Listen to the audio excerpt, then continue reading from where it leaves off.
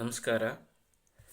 ನನ್ನ ನೆಚ್ಚಿನ ಕ್ರಿಕೆಟ್ ಅಭಿಮಾನಿಗಳು, ಆಟಗಾರರು ಹಾಗೂ ಪ್ರೇಕ್ಷಕ ವರ್ಗದವರಲ್ಲಿ ನನ್ನಲ್ಲಿ ಒಂದು ಸವಿನಯ ಪ್ರಾರ್ಥನೆ. ತಾವೆಲ್ಲ ಯೂಟ್ಯೂಬ್ಗಳಲ್ಲಿ ಸಾಕಷ್ಟು ಯೂಟ್ಯೂಬ್ಗಳು ಇದ್ದಾವೆ. ಈಗ ಮನೆ ಮನೆಯಲ್ಲೂ ಕೂಡ 1, 2, 3 ಇದ್ದಾವೆ. ಇಂಥ ಸಂದರ್ಭದಲ್ಲಿ ಈ ಕನ್ನಡ ವೀಕ್ಷಕ ವಿವರಣೆಕಾರರು ಏನಿದ್ದಾರೆ, ಕೆಲವು ತಪ್ಪನ್ನು ಹೇಳ್ತಿದ್ದಾರೆ. ಇವರೇ ಟ್ರಾನ್ಸ್ಲೇಟ್ ಮಾಡಲಿಕ್ಕೆ ಪ್ರಯತ್ನವನ್ನು ಪಡ್ತಾ ಇದ್ದಾರೆ ಇಂಗ್ಲೀಷ್ನಿಂದ ಕನ್ನಡಕ್ಕೆ. ಅಂಥ ಕೆಲವು ನಿದರ್ಶನಗಳನ್ನು ತಮ್ಮ ಮುಂದೆ ಇಡ್ಲಿಕ್ಕೆ ನಾನು ಇಷ್ಟಪಡ್ತಿದ್ದೀನಿ. ಈಗ ಮೊದಲನೇದಾಗಿ ವಿಕೆಟ್ ಅಂತ. ಈ ವಿಕೆಟ್ಟಿಗೆ ಇವರೇನು ಕರೀತಾ ಇದ್ದಾರೆ ಕನ್ನಡ ವೀಕ್ಷಕ ವಿವರಣೆಕಾರರು, most of the Kannada cricket commentators, not fully, ಅವರು ಹುದ್ದರಿಗೆ ವಿಕೆಟ್ ಅಂತ ಹೇಳ್ತಾರಲ್ರಿ. ಏನು ರೀ ಇದು, ವಿಕೆಟ್ ಬದಲು ಅವರು ಹುದ್ದರಿ ಅಂದರೆ ಯಾರಿಗೆ ಅರ್ಥವಾಗುತ್ತೆ ರೀ ಹುದ್ರಿ? ಆಮೇಲೆ ಬ್ಯಾಟರಿಗೆ ದಾಂಡಿಗ ಅಂತ ಹೇಳೋದು. ಈಗ ಈಗ ಫೀಲ್ಡಿಂಗಿಗೆ ಕ್ಷೇತ್ರ ರಕ್ಷಣೆ ಅನ್ನೋದು, ಫೀಲ್ಡರಿಗೆ ಕ್ಷೇತ್ರ ರಕ್ಷಕ ಅಂತ ಹೇಳೋದು. ಅದೇ ರೀತಿ ಸೀಮಾ ರೇಖೆ ಅಂತ ಹೇಳ್ತಾರೆ ಬೌಂಡ್ರಿಗೆ.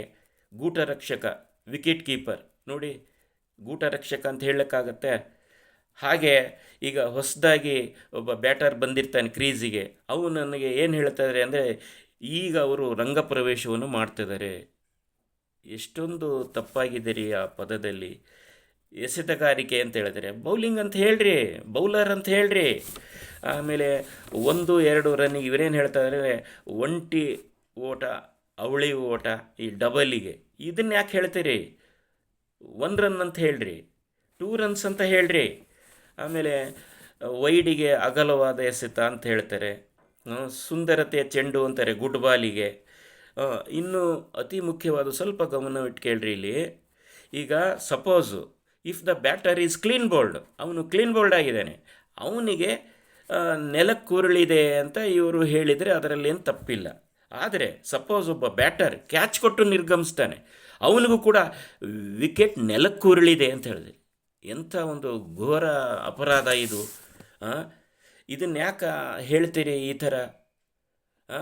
ನೀವು ಇತ್ತೀಚೆಗೆ ರಾಜ್ಯ ಮಟ್ಟದಲ್ಲಿ ಒಂದು KSPL ಟೂರ್ನಿ ನಡೀತು. ಎಷ್ಟು ಉತ್ತಮವಾಗಿ, ಅಚ್ಚುಕಟ್ಟಾಗಿ ಸಂದರ್ಶನವನ್ನು ಹಾಗೂ ಅನಿಸಿಕೆ ಅಭಿಪ್ರಾಯಗಳನ್ನು ಆಟಗಾರರು ಅಥವಾ ಫ್ರ್ಯಾಂಚೈಸಿಯ ಮಾಲೀಕರೊಂದಿಗೆ ಸಂಭಾಷಣೆಯಲ್ಲಿ ಅವರು ಯಾವ ರೀತಿ ತೊಡಸ್ಕೊಂಡ್ರು, ಇದನ್ನ ರೀತಿ ಮಾಡಿರಿ, ಉತ್ತಮವಾಗಿರುತ್ತೆ. ನಾವು ಕೇಳರಿದಿರಲ್ಲ, ನಾವು ರಿಟೈರ್ಡ್ ಆಗಲ್ಲ. We never retired.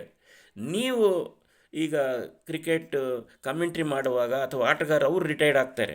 ಹೀಗೆ ಅನೇಕ ದೊಡ್ಡ ದೊಡ್ಡ ಮಟ್ಟದಲ್ಲಿ ಈ ಕ್ರಿಕೆಟ್ ಟೂರ್ನಿಯನ್ನು ಹಮ್ಮಿಕೊಳ್ತಾರಲ್ಲ, ಅದಕ್ಕೆ ಸೂಕ್ತ ವೀಕ್ಷಕ ವಿವರಣೆಕಾರರನ್ನು ನೇಮಿಸ್ಕೊಂಡ್ರೆ ಅದಕ್ಕೊಂದು ಘನತೆ, ಗೌರವ ಹೆಚ್ಚುತ್ತೆ. ಈಗ ಅವನು ಕಾಮೆಂಟೇಟರ್ ಐದರ್ ಇಂಗ್ಲೀಷ್ ಆಗಿರ್ಬೋದು, ಹಿಂದಿ ಆಗಿರ್ಬೋದು ಅಥವಾ ಕನ್ನಡ ಆಗಿರ್ಬೋದು, ಅವರಲ್ಲಿ ಎಬಿಲಿಟಿ ಇದೆಯಾ, ಅವನು ಡಿಸರ್ವ್ ಆಗಿದ್ದಾನಾ, ಅವನು ಕ್ಯಾಲಿಬರನ್ನು ಹೊಂದಿದಾನಾ, ಎಬಿಲಿಟಿ ಇದೆಯಾ, ರಿಸೋರ್ಸ್ಫುಲ್ಲ, ಪಾಸ್ಟ್ ರೆಕಾರ್ಡನ್ನು ಹೇಳ್ತಾ ಇದ್ದಾನಾ, ಇದನ್ನೆಲ್ಲ ಗಮನಿಸಿ ತಾವು ಆಯ್ಕೆ ಮಾಡಿರಿ. ಕೆಲವ್ರು ಏನಾಗುತ್ತೆ ಅಂತ ಹೇಳಿದರೆ, ಟೂರ್ನಿಯರು ಒಬ್ಬರನ್ನ ಹೇಳ್ಬಿಡ್ತಾರೆ, ನೀನು ಕಾಮೆಂಟ್ರಿಯರ್ನ ನೀನೇ ಕರೆಸಿ ಅದನ್ನು ಮಾಡಿಬಿಡಪ್ಪ ಅಂತ. ಅವನಿಗೆ ಯಾರು ಬೇಕಾಗಿದೆ ಅಂಥ ಸ್ನೇಹಿತರನ್ನು ಒಗ್ಗೂಡಿಸ್ಕೊಂಡು ಕಾಮೆಂಟ್ರಿಯನ್ನು ಮಾಡ್ತಾನೆ. ಆದರೆ ಆ ಥರ ಮಾಡಬಾರ್ದು. ಯೋಗ್ಯತೆ ಇರೋರಿಗೆ ನೀವು ಸ್ಥಾನವನ್ನು ಕಲ್ಪಿಸ್ಕೊಡಿ. ಈಗ ಉದಾಹರಣೆಗೆ ಒಂದು ರಾಜ್ಯ ಮಟ್ಟದ್ದು ರಾಜ್ಯ ಟೂರ್ನಿ ನಡೆಯುವಾಗ ಸೂಕ್ತ ವ್ಯಕ್ತಿಗಳನ್ನು ನೀವು ಆಯ್ಕೆ ಮಾಡಿ, ಕಾಮೆಂಟೇಟರ್ಸನ್ನು. ಅದರ ಘನತೆ ಹೆಚ್ಚಿಗಾಗತ್ತೆ ರೀ. ಈಗ ನಮ್ಮ ರಾಜ್ಯ ಮಟ್ಟದಲ್ಲಿ ಆಗಿರಲಿ ಅಥವಾ ಜಿಲ್ಲಾ ಮಟ್ಟದಲ್ಲಿ ಪ್ರತಿಷ್ಠಿತ ಟೂರ್ನಿಯಲ್ಲಿ ಅವ್ರನ್ನ ಆಯ್ಕೆ ಮಾಡಿಕೊಳ್ರಿ. ಈಗ ಉದಾಹರಣೆಗೆ ಹಿಂದಿ ನೋಡ್ರಿ, ಇಲ್ಲಿ ನಾನು ಹೇಳಿದ ಪ್ರಕಾರ ಅಜಯ್ ರಾಜ್ ಅಂತ, ಈತನನ್ನು ಬಿಟ್ಟರೆ ಹಿಂದಿನಲ್ಲಿ ಯಾರೂ ಕೂಡ ಇಲ್ಲ. ಇವರನ್ನ ನಾವು ಹಿಂದಿನ ಗತಕಾಲದ ಒಬ್ಬ ಹಿಂದಿ ವೀಕ್ಷಕ ವಿವರಣೆಕಾರರಿದ್ದರು, ಸುಶೀಲ್ ಜೋಶಿ ಅಂತ, ಆ ರೀತಿ ಉತ್ತಮವಾಗಿ ಮಾಡ್ತಿದ್ದಾರೆ ರೀ. ಅದೇ ರೀತಿ ಟೂನಿ ಗ್ರೇಗ್ ಅಂತ ಹೆಸರುವಾಸಿಯಾಗಿದ್ದಾರೆ, ಅರವಿಂದ್ ಅಂತ, ಅವರು ಕರಾವಳಿ ಪ್ರದೇಶದಲ್ಲಿದ್ದಾರೆ. ಅದೇ ರೀತಿ ನಮ್ಮ ಯೂಟ್ಯೂಬ್ಗಳಲ್ಲಿ ಹಾಗೆ ಕನ್ನಡ ಯೂಟ್ಯೂಬ್ ಚಾನಲಲ್ಲಿ ಕೆಲವು ಕಾರ್ಯವನ್ನು ನಿರ್ವಹಿಸಿದ್ದಾರೆ ನಿರೂಪಕರಾಗಿ. ಅವರು ಒಬ್ಬ ಒಳ್ಳೆಯ ಇಂಗ್ಲೀಷ್ ಕಾಮೆಂಟೇಟರ್ ರೀ ಅವರು, ಸುರೇಶ್ ಭಟ್ ಅಂತ. ಹಾಗೆ ಸತೀಶ್ ಸಾಲಿಯಾನ, ಇನ್ನೂ ಸಾಕಷ್ಟು ಜನ ಇದ್ದಾರೆ. ಇನ್ನೂ ಅನೇಕ ಇದ್ದಾರೆ ನೋಡ್ರಿ. ಇಂಗ್ಲೀಷ್ನ ಬಗ್ಗೆ ನಾವು ಏನನ್ನು ಹೇಳೋಕ್ಕಾಗಲ್ಲ. ನಾನು ಉತ್ತಮವಾಗಿ ಅವರು ಕಾಮೆಂಟ್ರಿಯನ್ನು ಮಾಡ್ತಾರೆ. ನನಗೆ ಬೇಕಾಗಿರೋದು ಕನ್ನಡ ಕಾಮೆಂಟ್ರಿ ಉತ್ತಮವಾಗಬೇಕು, ಒಳ್ಳೆಯದಾಗಬೇಕು. ಪ್ರೇಕ್ಷಕರಿಗೆ ಅಥವಾ ನಮ್ಮ ಏನು ಕೇಳುಗರಿಗೆ, ನಾವೇನು ಆಡಿಯನ್ಸ್ ಅಂತ ಹೇಳ್ತೀವಿ, ಅವರಿಗೆ ಮನ ಮುಟ್ಟಬೇಕ್ರಿ. ಅವರು ಡಿಸರ್ವ್ ಇರಬೇಕು, ಅವನಿಗೆ ಕ್ಯಾಲಿಬರ್ ಇರಬೇಕು. ನಾನು ಹೇಳ್ತಾ ಇದ್ದೀನಲ್ಲ, ಇವೆಲ್ಲ ಗುಣವನ್ನು ಅವನು ಹೊಂದಿದ್ರೆ ಅಂಥ ವ್ಯಕ್ತಿಯನ್ನು ನೀವು ಆಯ್ಕೆ ಮಾಡಿ. ಒಂದು ಟೂರ್ನಿ ಯಶಸ್ವಿ ಆಗುತ್ತೆ. ನಾನು ಫ್ರಾಂಚೈಸಿಗೂ ಕೂಡ ಕೈ ಮುಗಿದು ಕೇಳ್ಕೊತಿದ್ದೀನಿ, ಒಳ್ಳೊಳ್ಳೆಯರು ಇದ್ದಾರೆ, ಅವ್ರನ್ನ ನೀವು ಬಳಕೆ ಮಾಡ್ಕೊಳ್ರಿ.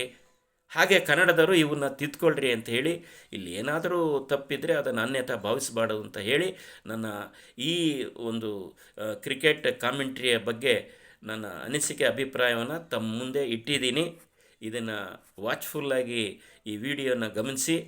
ತಮಗೆಲ್ಲರೂ ಕೂಡ ಮತ್ತೊಮ್ಮೆ ನಾನು ಕೃತಜ್ಞತೆಯನ್ನು ಹೇಳುತ್ತಾ ನನ್ನ ಮಾತುಗಳನ್ನು ಮುಕ್ತಾಯಗೊಳಿಸಿದ್ದೇನೆ. ಜೈ ಹಿಂದ್, ಜೈ ಕರ್ನಾಟಕ ಮಾತೆ.